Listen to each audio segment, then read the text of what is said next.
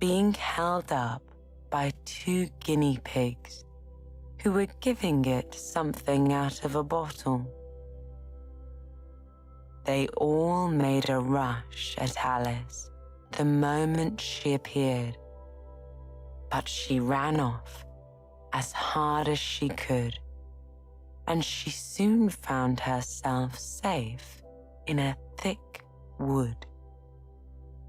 "The first thing I've got to do," said Alice to herself as she wandered about in the wood, "is to grow to my right size again.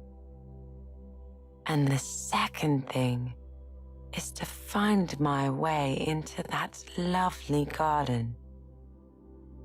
I think that will be the best plan." It sounded an excellent plan, no doubt, and very neatly and simply arranged. The only difficulty was that she had not the smallest idea how to set about it.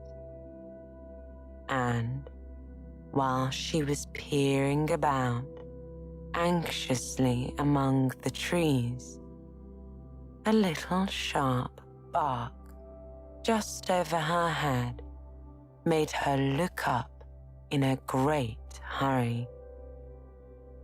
An enormous puppy was looking down at her with large, round eyes and feebly stretching out one paw, trying to touch her. "Poor little thing," said Alice in a coaxing tone, and she tried hard to whistle to it. But she was terribly frightened all the while at the thought it might be hungry, in which case it would very likely eat her up in spite of all her coaxing. Hardly knowing what she did, she picked up a little bit of stick and held it out to the puppy, whereupon the puppy jumped into the air off all its feet at once with a yelp of delight and rushed at the stick. Then Alice dodged behind a great thistle to keep herself from being run over.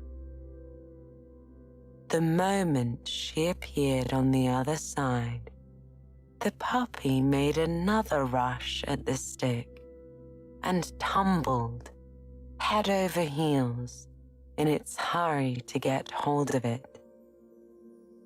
Then Alice, thinking it was very like having a game of play with a cart horse and expecting every moment to be trampled under its feet, ran round the thistle again.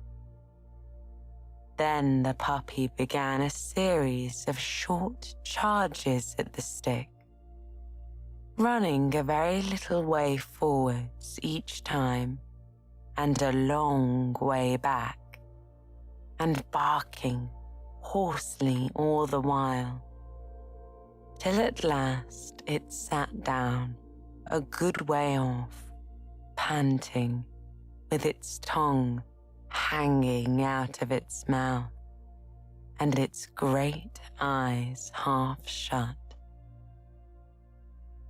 This seemed to Alice a good opportunity for making her escape. So she set off at once and ran till she was quite tired and out of breath, and till the puppy's bark sounded quite faint in the distance. And yet, what a dear little puppy it was, said Alice as she leaned against a buttercup to rest herself and fanned herself with one of the leaves. I should have liked teaching it tricks very much, if I'd only been the right size to do it. Oh dear, I'd nearly forgotten that I've got to grow up again.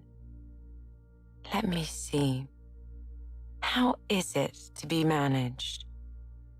I suppose I ought to eat or drink something or other. But the question is, what? The great question certainly was what. Alice looked all round her at the flowers and the blades of grass, but she did not see anything that looked the right thing to eat or drink under the circumstances. There was a large mushroom growing near her, about the same height as herself, and when she had a look under it, and on both sides of it, and behind it, it occurred to her that she might as well look and see what was on top of it. She stretched herself up on tiptoe and peeped over the edge of the mushroom.